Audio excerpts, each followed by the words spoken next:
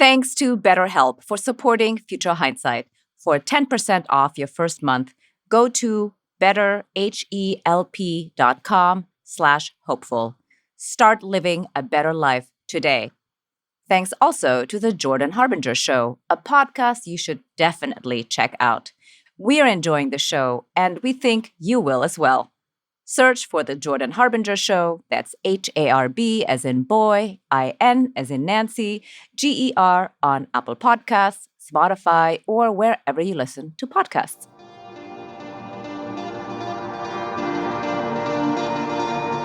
Welcome to Future Hindsight, a podcast that takes big ideas about civic life and democracy and turns them into action items for you and me. I'm Mila Atmos.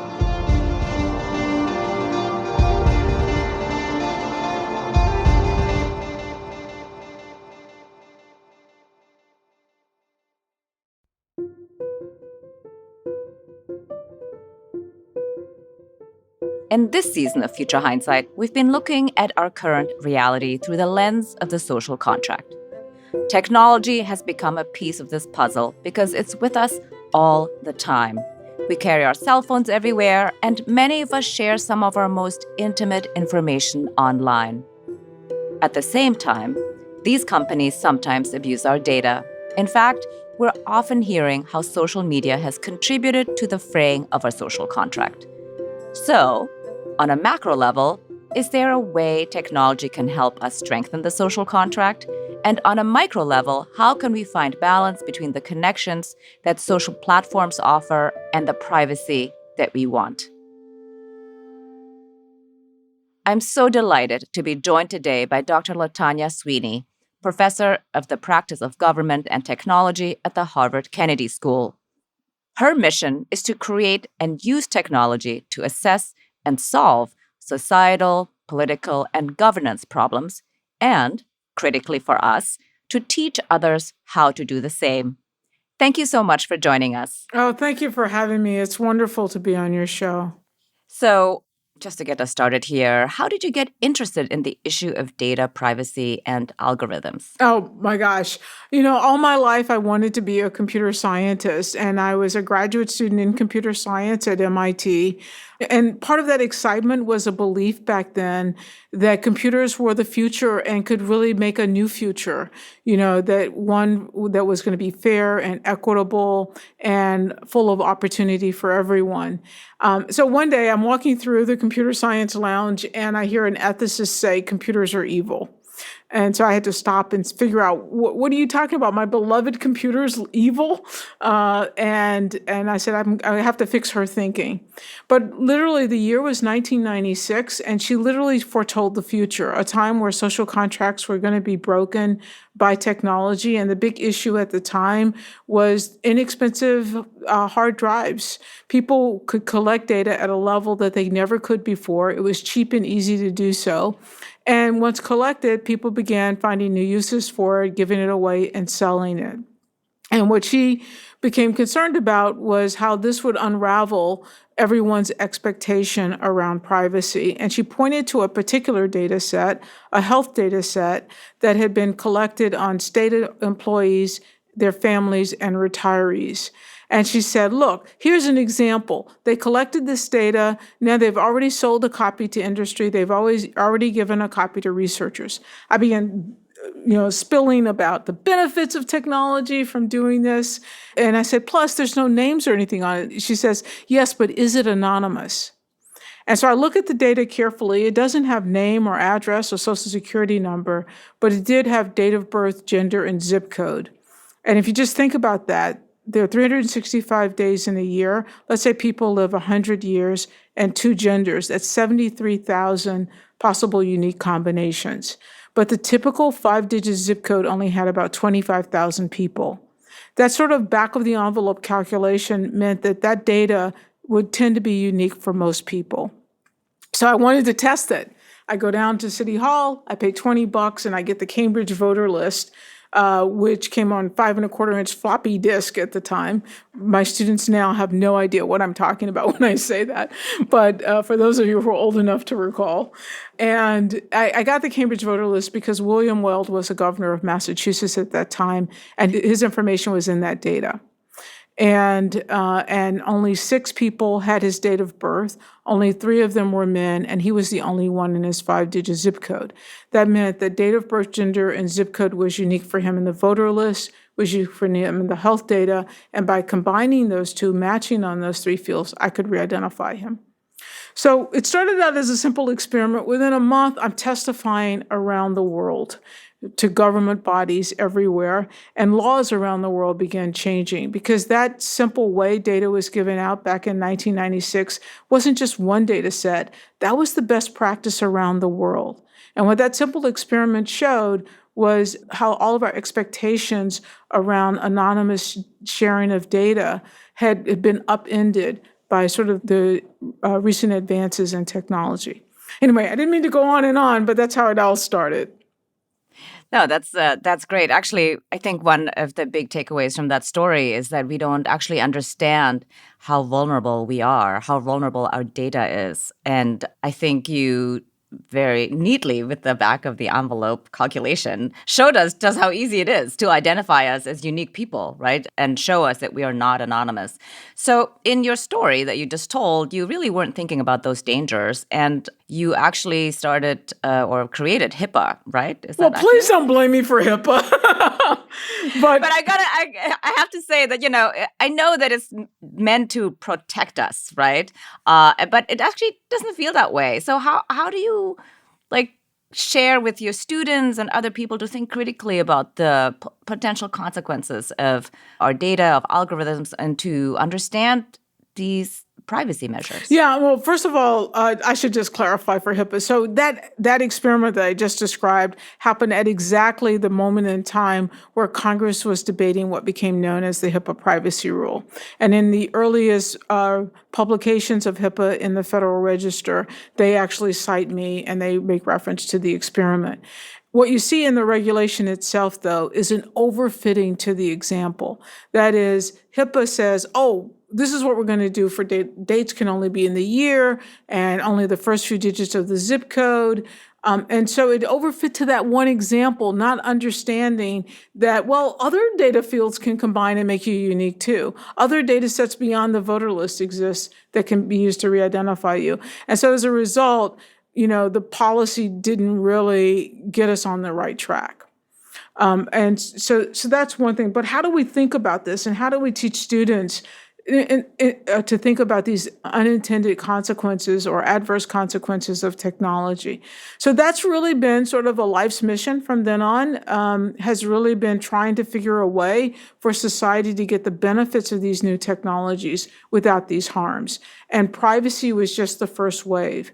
We've gone on to be the first to show how an algorithm can discriminate based on race and actually violate things like the Civil Rights Act. We've gone on to show vulnerabilities on election websites and so forth, and how they could be used to shave a few points off of an election. And it just keeps coming and coming and coming. And that's because we're not responding well enough. So what can we do? So I teach students that to do experiments like the Weld experiment that I just described. That's not rocket science. And sometimes it can be just a simple experiment that can shed a light on the real nature of the problem. It puts a scientific fact on the table. It allows journalists, regulators, advocates, and so forth to use that fact to help bring forth change. And so through that lens and through that mechanism, my students have gone on to inspire new laws, have regulations changed based on their work, and change business practices at some of the high-tech companies as well. That's great. Well, this is so important that you're making it much more accessible to regular people like you and me. I do have a little bit of a follow-up question about Hipaa, though. If you could redo it today, or if you could redo it right now, what would you change in order to make it more effective?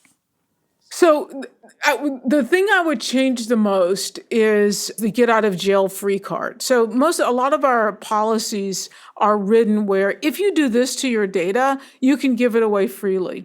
And the truth is That might be true on one day, one point in time, but later, since we don't know the direction of data and we don't know the direction of technology, we don't know about all the vulnerabilities that might come over time. And so when we write a law that says, well, if you just do this, because in 1996, if you had just done that, that was good enough. But in 2021, that's not good enough. And so we want to change the way we think about laws to say, this is what we're expecting for privacy. We expect people not to be re-identified. Like, name the goal that you want and be open to the fact that if somebody found a new way, that you can incorporate it. Right now, if you find a new way to break Hipaa, be careful, because they'll come after you with lawsuits and so forth, and make you sign various kinds of contracts so that you won't talk about it. That doesn't give us any better privacy. It just keeps us from talking about it. So we really do have to change the way we think about what a privacy law should be. Yeah, well, it seems like this is really related also to an idea that you've talked about, technocracy, and how basically technology design is making policy for us and is shaping our behavior in ways that is unexpected. So could you explain what technocracy means and how that relates to what you're talking about in regards to privacy protections? Yeah, definitely. So technology designers are really the new policymakers. We don't know them. We don't know their names. We don't elect them. But the arbitrary decisions they make and the technology they design dictates the rules we live by. And so I argue that we live in a new kind of technocracy, one where the design of the technology determines the way our society functions and the way we live. And certainly there are so many fantastic examples of that in today's life. But even if you go back in time, you can see how arbitrary little decisions, in the 1980s, Sony introduced the Sony Camcorder. And they made a mistake, a design mistake, where it didn't have a mute button. And this simple little fraction of a penny change ended up having dramatic impact on American laws, because without a mute button, whenever I would go to use a camcorder, this device that recorded video and sound at the same time, I could easily break the law in the United States, because it's okay to photograph people in public, but American jurisprudence at the time said you need people's permission to record their conversation. And so as a result of that, there was a parent who strapped one of those to her child and put her on a school bus in Pennsylvania, and he captured various atrocities from the bus driver to the child. She takes the recording down to the police department, and they arrest her for illegal wiretapping. There was a case where a protest was happening. A protester was being arrested by Boston University police, and a bystander began recording with one of these camcorders the arrest. The police stopped arresting the protester, turned around, and arrested the guy with the video camera, and he faced 7 years in prison.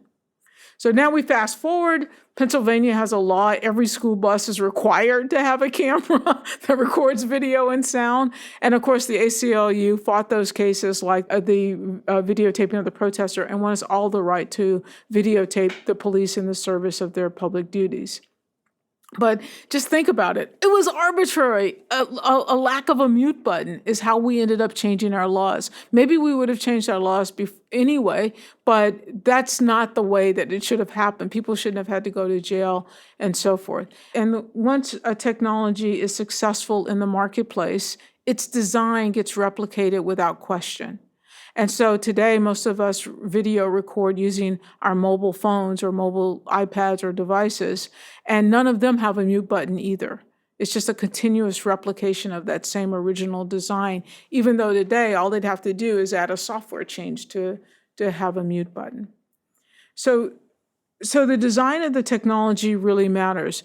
I have a 13-year-old son, and he will often tell me about free speech, as children will often do. But his notion of free speech is based on what Twitter says free speech is. And Twitter's notion of free speech is not America's free speech. But increasingly, like my son, even my students will often view conversations around free speech based on what Twitter's policies allow. That's totally backwards, right? That's totally wrong. And then when we think about how many algorithms these new decision-making algorithms that embed in them bias from historical data and so forth. And there's a long litany. I have a slide that I often show students, has about 30 federal regulations and a couple of constitutional amendments, and how we can't really enforce them in many technology uses because of the design of the technology, and that the design of the technology actually changes them because we can't enforce it, because we can't see it, because we can't protect the laws that people died for and fought for. Yeah, well, these are really fantastic examples of the law not keeping up with technology and the seriously negative consequences of that, and of how, we just replicate design without thinking, without reviewing it at all. And your free speech and Twitter example really leads us to an important segue. There was an important investigation, actually, that came out in the Wall Street Journal recently based on Facebook's internal files. And it revealed that the platform had serious impacts on polarization and adolescent girls' self-esteem, for example. I know you were also reviewing that material. Did you recognize any other issues in those files? In terms of full disclosure, we have a project that is actually trying to make those documents available to the public, to researchers, journalists, and then to the public. So we're working hard on that, and stay tuned on that front. But I say the biggest thing that the documents really point to is, one, is the sheer sweep and magnitude and power of these platforms, like Facebook's platforms, and in their ability to influence and be a part of major political campaigns around the world. When the documents become public, you'll see that. There already have been written issues around young girls and their self-image and the role that Facebook advertising and feeds have played in that. That we've also already heard about human trafficking issues made worse on Facebook, and the list goes on and on. But so one is the sweeping magnitude. The second big takeaway, though, is that Facebook has lots of knobs by which they can make adjustments so that things don't go as viral, or we adjust the speeds of how fast messages go forward and so forth. But to turn them down, their own research shows could have a beneficial impact to offset some of the adversity. But turning it down costs $1 to the company. Yeah. Well, so I have a question about that, the business model. What are the trade-offs here for them and for us, of course? Right. I mean, as Jim Waldo often says, we are the product. We're not the customer. The customer is advertising. And I think what comes through in the documents, but it also, I think even without the documents, is something we all can realize and understand, is that their ability to make money runs contrary to our interests. The things that we need to have our society function better, for the most part means, we want a happier, respectful, supportive society. And in order to do that, we're not as likely to be on their platform as often trying to organize protests and trying to have verbal battles and so forth. And so as a result, their interests and our interests are not aligned. Yeah. Well, let's pivot a little bit here. Is there a point where the public actually has leverage to create change? Like, how can we harness technology actually for the public interest? Like, how can we turn this around for us? So we have lots of ideas about how to do that, and I don't think there's one silver bullet to make it happen. And there's no single thing an individual can do, but together we can act individually to bring about major changes. So, what are those changes look like? One of the things that we need to do is we need to have alternatives. We all want the benefits of these technologies, but the decisions that have been made around how they make their money and the decisions that they make and how they operate shouldn't be the only way. It shouldn't be a bundle of one thing. We want to be able to compete in the marketplace, and so we do need competitors that offer us alternatives. And so one of the things we do need to do is to insist on more competition in the market. The second thing that we need to insist on is transparency. It shouldn't be me and my students and a few other researchers around the country working our butts off to try to figure out how to show you these things. it should be far more transparent. So we need to change our regulations and our abilities for regulators to do their job on these platforms the same way they would have done in a prior generation if they were brick and mortar buildings. And so that lack of transparency, because it's online, because a lot of our regulators still don't quite understand the technologies, that's something we can't tolerate anymore. We really do need regulators to have their own tools, and some of those tools is insisting on transparency. I'll give you a quick example on the transparency point. If you wanted to see a political ad when William Weld ran for governor that ran on television or radio, there are archives that you can go and see every television ad and every radio ad that his campaign ran. There's no place you can go to see all of the ads that the Trump administration or the Biden administration ran in their elections, if they ran them on Facebook. So in response to that, Facebook has put up a little political website that you can see some, but you don't have the ability to analyze them the way we can in the other medium. Why? It's the same ads, and arguably the social media reaches more people. So this is what I mean about changing our rules so that the rules that we had in place before can be enforced now in today's setting against these technologies. So what would you say would be the ideal regulatory scenario? Like if you could wave a wand right now. I would like to see Section 230 go away. I would like to see... All right. You have to explain what Section 230 is because a lot of people don't know. Yeah, what the heck is a Section 230? That doesn't even sound like it's something useful. All right. So, if you would go back in time, you have to imagine going back in time. And suppose you were setting up a platform, an online platform, and you wanted people to come and try to sell their goods or offer their services or have communication. And what you didn't want to be is responsible for every product they advertised or everything that they said and so forth. And so the idea was that we needed a regulation that would say if you were a platform and you were just letting people come and do their thing, you wouldn't be liable or responsible for the content on that platform. That makes perfect sense. But now let's fast forward to today. So at first glance, that sounds just like Facebook. I get to put stuff on it, and Facebook doesn't have to be responsible for what I say or what I put on it. But Facebook isn't that neutral platform. They're trying to optimize their income. So they do that by controlling what I get to see. They control my feed. They control what ads are coming. And they control them in a way that's aimed to try to maximize their income. So as a result, they don't have that neutrality anymore. And it is that feed and those algorithms that are causing us the most angst.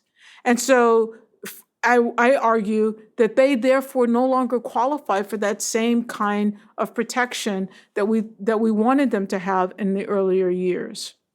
And so this is a battle called the battle over Section 230 as to whether or not the old stuff should apply or whether there needs to be something new. And I think it's really clear there needs to be something new.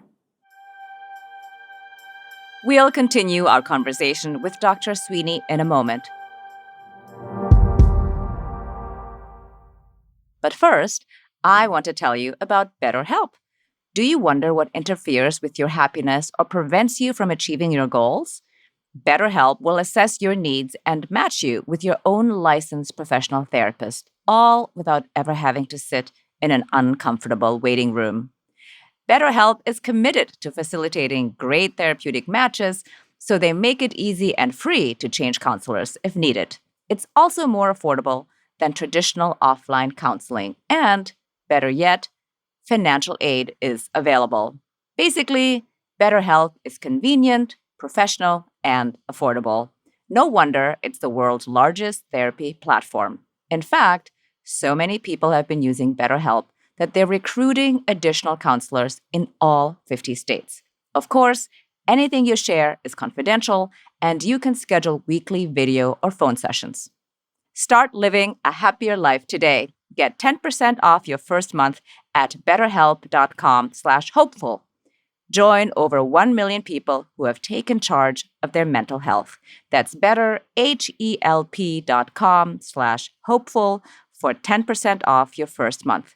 Thanks, BetterHelp. Let's also talk about the Jordan Harbinger Show, which is a podcast you should really listen to.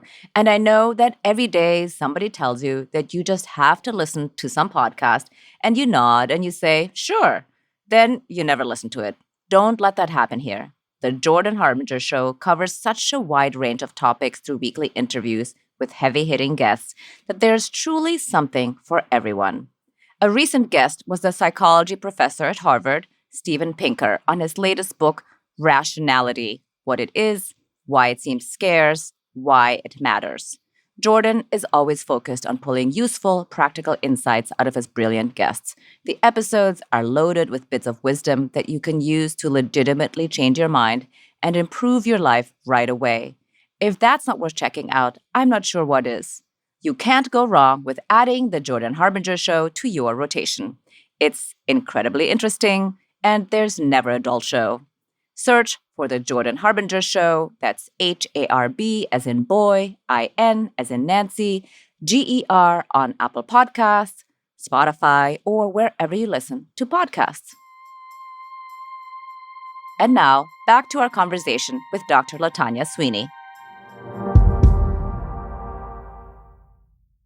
I'm going to just back up a little bit to the idea you brought up about platforms' interests and our interests as individuals not being aligned because, Section 230 showed us the way that it's being applied today, or rather not applied today. But can you talk about this distinction between the platform's interests and our interests as users? So one of the things that becomes really clear is that Facebook has lots of knobs by which they can make adjustments so that things don't go as viral, or we adjust the speeds of how fast messages go forward and so forth.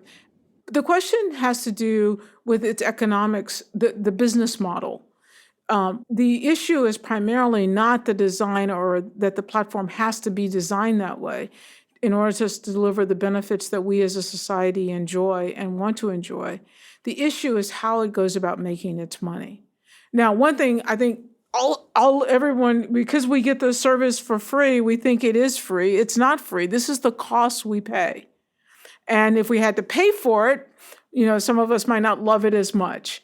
But I do throw out there just as a counter argument that if you paid for it, you would then be the customer and you would then have more control and rights. Right now, as I said earlier, we're just the product. And so as the product, it's the advertisers who are paying this bill, and the advertisers are really their customers.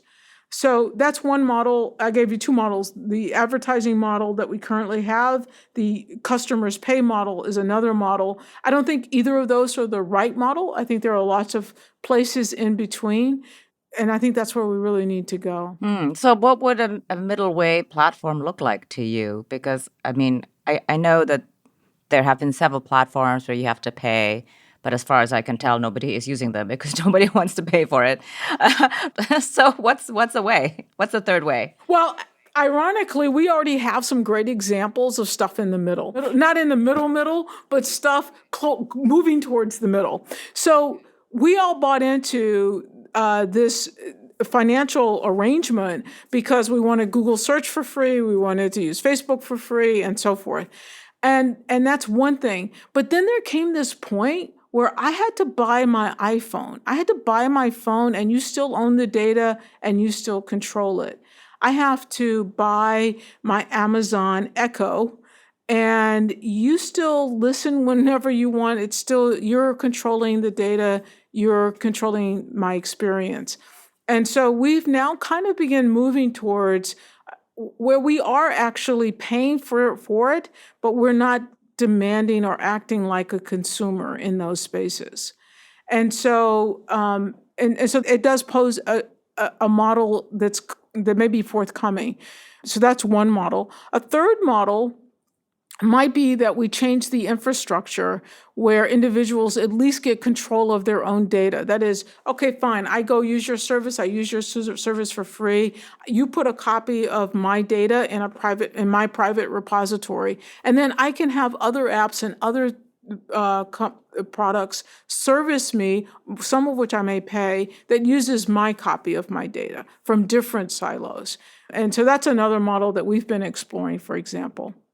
But whether or not people will march with their feet or with their clicks is yet to be determined. Yes, this is always the thing. We can't really predict human behavior so cleanly.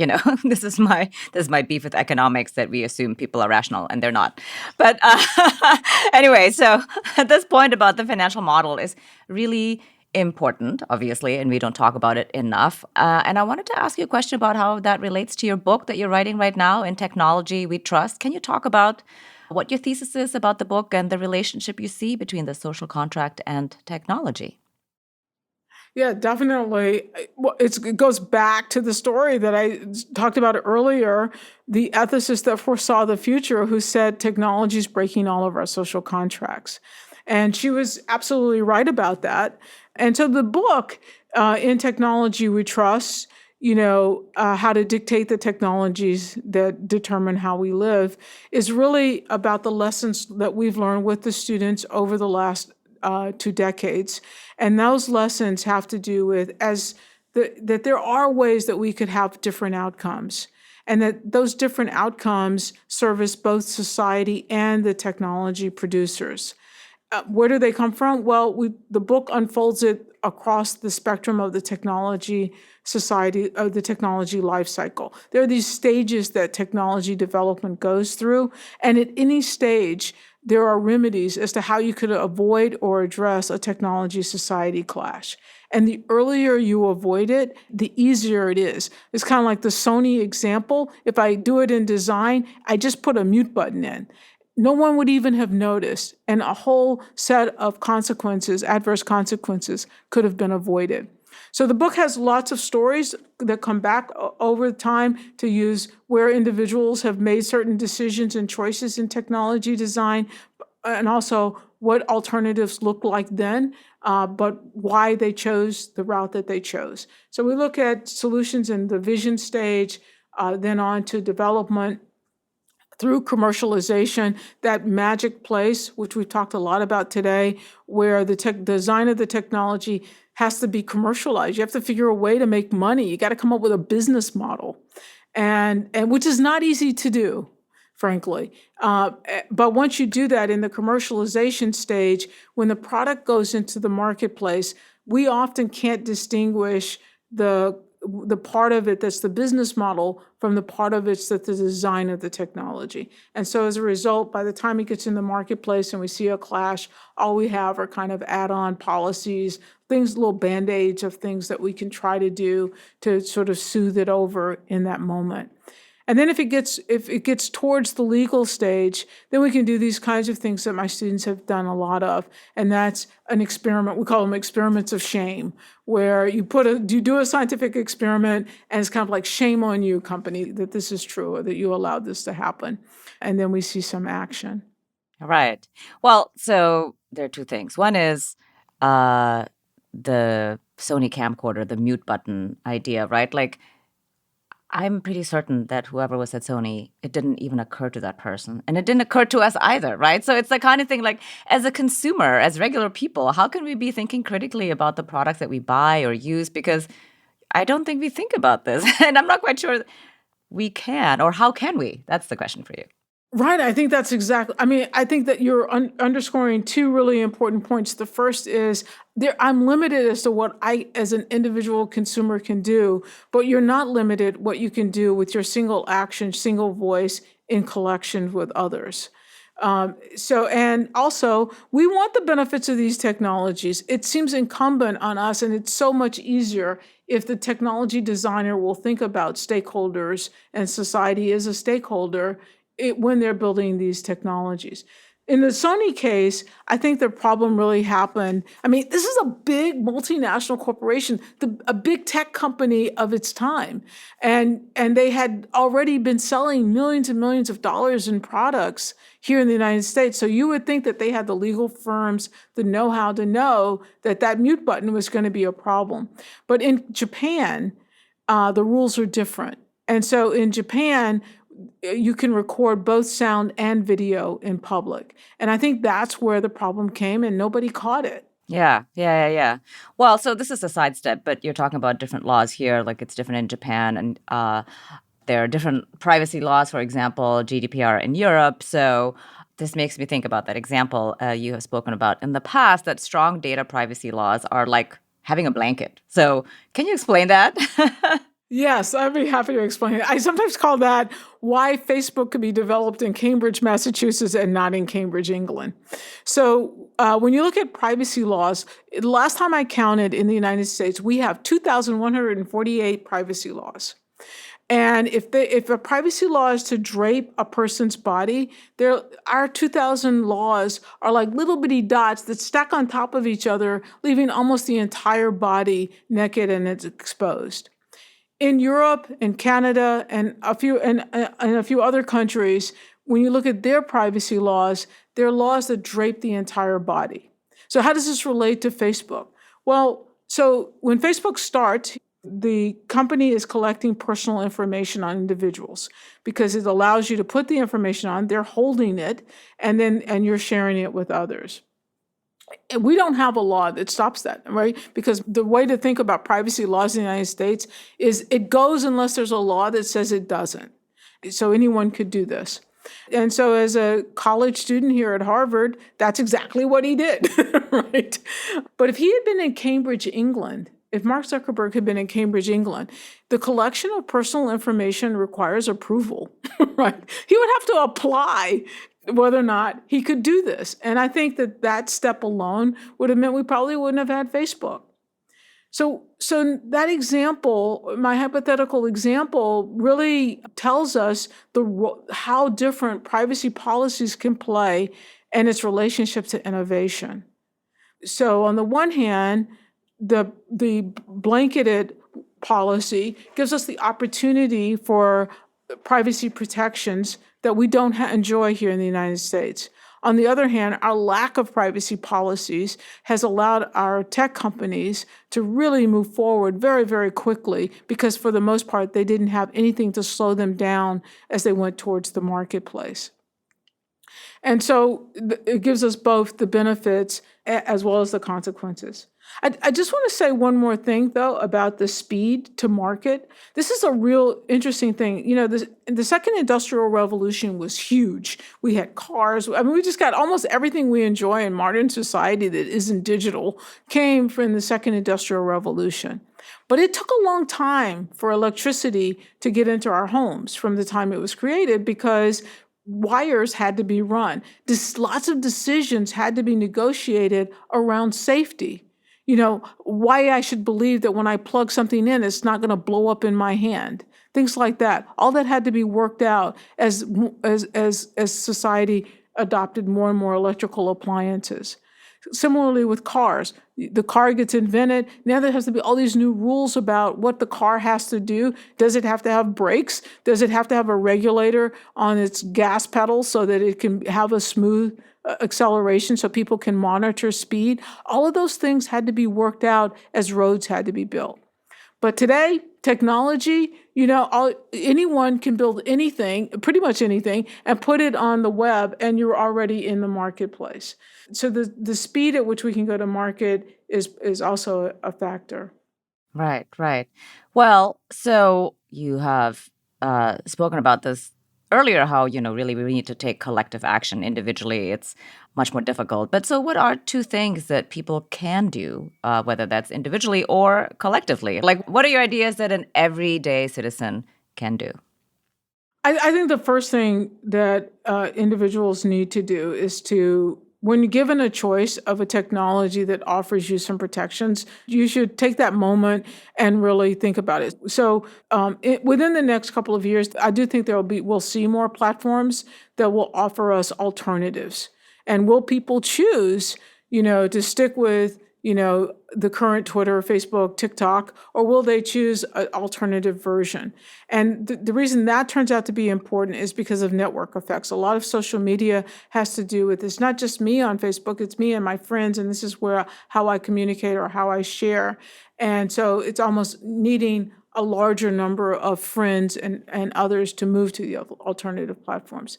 And the second one is action. There are these just moments in time where regulations get enough political incentive and political opportunity to actually make a change. And when those things happen, that's the moment to support the regulatory change or support the new law. And those are the two most important things I would ask people to look out for. Excellent. Well, this prospect of different versions of our current social platforms really leads to my last question, which is what makes you hopeful about the future of technology? Oh, I'm very hopeful about the future of technology because it's the benefits. We can't really live without technology. In many ways, I'm kind of where I started this conversation. In many ways, I'm still that graduate student who believes in technology and who knows about the benefits that it can bring our society. And I still want that for our society. And we can have that without these harms. And so that's what keeps me hopeful. Excellent. Thank you so much, Dr. Sweeney. My guest today has been Dr. Latanya Sweeney, professor of the practice of government and technology at the Harvard Kennedy School and in the Harvard Faculty of Arts and Sciences, Department of Government. Thank you so much for joining me. Thank you for having me.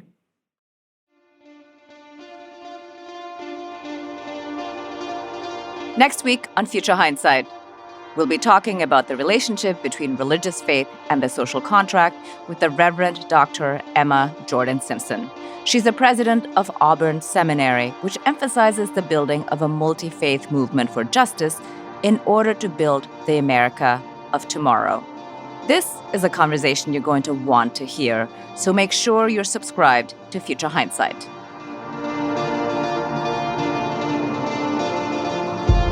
This podcast was produced for Future Hindsight by Sarah Birmingham, Reva Goldberg, Zoe Sullivan, and Bart Warshaw of the Cocoon Collective.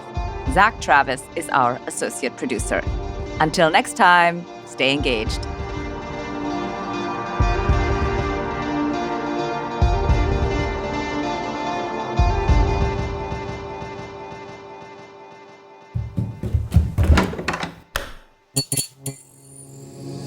This podcast is part of the Democracy Group.